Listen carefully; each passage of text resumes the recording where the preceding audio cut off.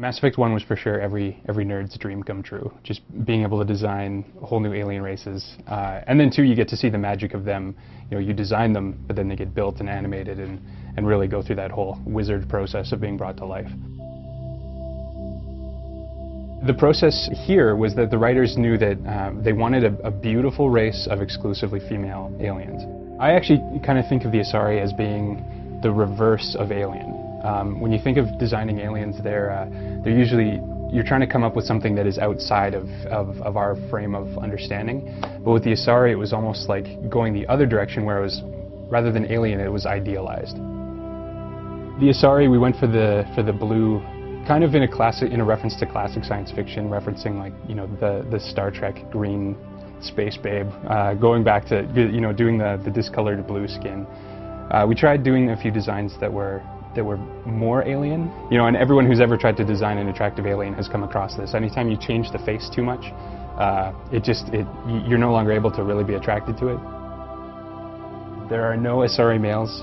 I think maybe one of us concepted one of them once, but that drawing was lost. Thankfully, it didn't look too great.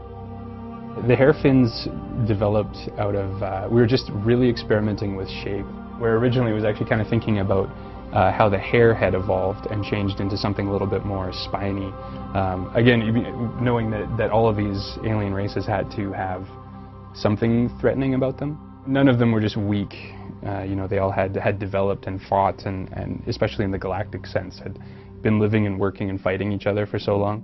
We wanted them to have not really an animal look. We tried a bunch of different silhouettes, and keeping something that at a glance looked like a fairly modern, stylish, you know, something that a woman may wear that was still a little bit futuristic, but also didn't look too far. It essentially went from a hairstyle into something organic that just grew right out of the head. And then, you know, tried to carry that down the back of the neck. Once we had the hair fins in place, they started seeming very aquatic, so we tried to reduce the nose and a few things like that. And one of the great things too in that process is that as we were developing and designing the characters, the writers were also working on the story and history and all of that. And so we were able to kind of inform each other back and forth. And so with the aquatic look, they were able to write in a few things about you know, their home planet's ecosystem and the climates that they would have evolved out of. And then when they had more details as far as, like, well, they come from a climate that is very very wet, and they've maybe evolved out of a more aquatic sort of environment. We were able to go back in and kind of, we did a few designs of their clothing that reflected that design sense, that reflected, you know, the sorts of things that you would wear in a more liquid climate. With the Asari, being able to make these like a distinct Asari, and the differences between Samara or Liara or the matriarch from ME1, the advantage was that we still had the human face in place, and so we were able to reference features from either models that we had hired, or you know, just the character artists themselves could actually tweak some of the features.